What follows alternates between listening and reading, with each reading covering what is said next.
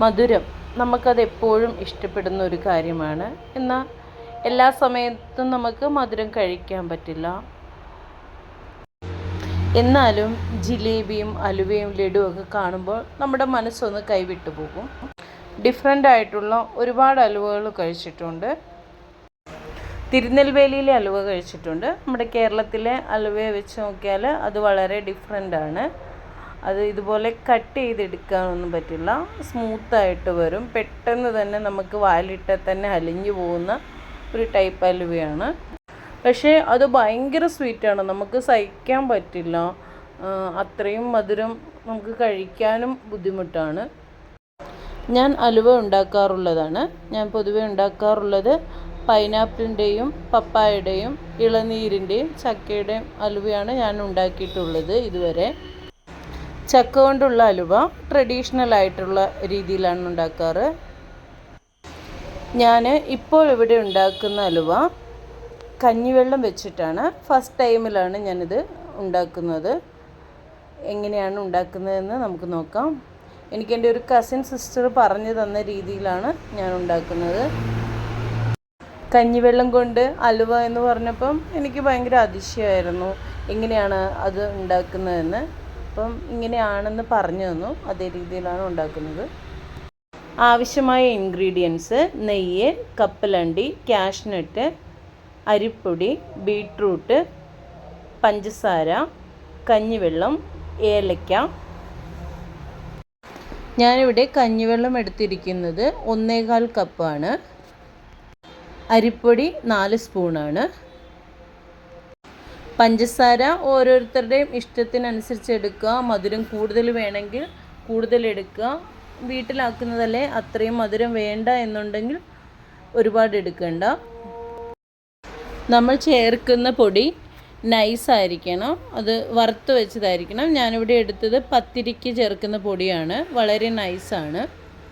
ഏത് പാത്രത്തിലാണോ അലുവ ഉണ്ടാക്കുന്നത് ആ പാത്രം അടുപ്പത്ത് വയ്ക്കുക. എന്നതിന് ശേഷം പാത്രം ചൂടായതിന് ശേഷം നെയ്യ് ഒഴിച്ചു കൊടുക്കുക. അതിനകത്തേക്ക് കശുവണ്ടി പരിപ്പും കടലയും ഇട്ട് വറുത്ത് കോരി മാറ്റി വയ്ക്കുക.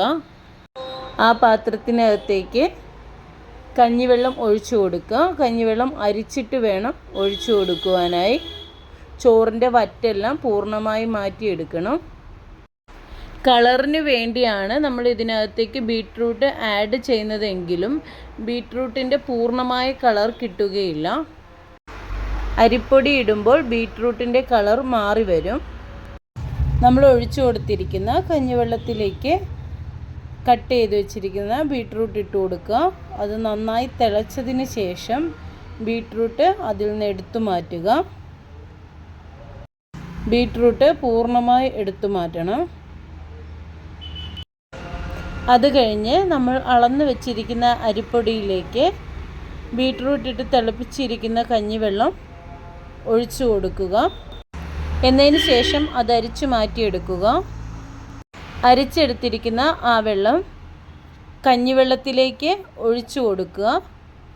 നന്നായി സ്പൂൺ വെച്ച് ഫുള്ളായി ഇളക്കിയെടുക്കുക. അതിനുശേഷം കുറച്ച് നെയ്യ് ഒഴിച്ചു കൊടുക്കുക. അത് കഴിഞ്ഞ് ആവശ്യത്തിനുള്ള പഞ്ചസാര ഇട്ട് കൊടുക്കുക. മധുരം ഒരുപാട് വേണ്ട എന്നുള്ളവർക്ക് അത് കുറയ്ക്കാവുന്നതാണ്.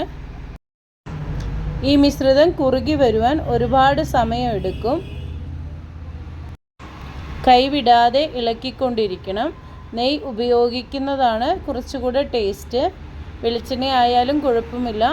നെയ്യില്ലാത്ത അവസ്ഥയിൽ വെളിച്ചെണ്ണ തന്നെ എടുക്കുക. ഞാനിവിടെ നെയ്യും വെളിച്ചെണ്ണയും ഉപയോഗിച്ചിട്ടുണ്ട്. പെട്ടെന്ന് റെഡിയായി വരില്ല. നല്ല ക്ഷമയോടെ വേണം ഇത് ഇളക്കിയെടുക്കുവാൻ. ഒരുപാട് സമയമെടുക്കും. അലുവ പാകമായി വരുമ്പോഴേക്ക് എണ്ണ നന്നായി തെളിഞ്ഞു വരും. കൈവിടാതെ വീണ്ടും തുടർച്ചയായി ഇളക്കിക്കൊണ്ടിരിക്കുക.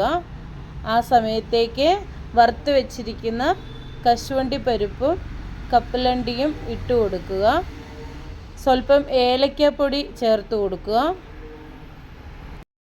ടേസ്റ്റിനനുസരിച്ച് നമ്മുടെ കയ്യിൽ ബദാമൊക്കെ ഉണ്ടെങ്കിൽ ഇട്ട് കൊടുക്കാവുന്നതാണ്. എൻ്റെ കയ്യിൽ കാഷ്നട്ടും കപ്പലണ്ടിയും മാത്രമേ ഉണ്ടായിരുന്നുള്ളൂ. അതാണ് ഞാൻ ഇട്ട് കൊടുത്തിരിക്കുന്നത്. കളർ വേണമെന്നുള്ളവർക്ക് കളർ ആഡ് ചെയ്ത് കൊടുക്കാവുന്നതാണ്. ബീട്രൂട്ട് ആഡ് ചെയ്ത് കൊടുത്താൽ കളർ പൂർണ്ണമായി വരത്തില്ല, ഈ ഒരു കളറേ വരത്തുള്ളൂ. അതിനകത്ത് അരിപ്പൊടി ചേർക്കുമ്പോൾ ഈ ഒരു കളറിലേക്ക് മാറി വരും. തുടർച്ചയായി ഇളക്കിക്കൊണ്ടിരിക്കുമ്പോൾ ഈ മിശ്രിതം പാത്രത്തിൽ നിന്ന് വിട്ട് നമ്മൾ സ്പൂൺ റൗണ്ട് ചെയ്യുമ്പോൾ അതിൻ്റെ കൂടെ വരുന്ന ഒരു പാകമാകുമ്പോൾ അലുവ റെഡിയായി എന്ന് മനസ്സിലാക്കാം.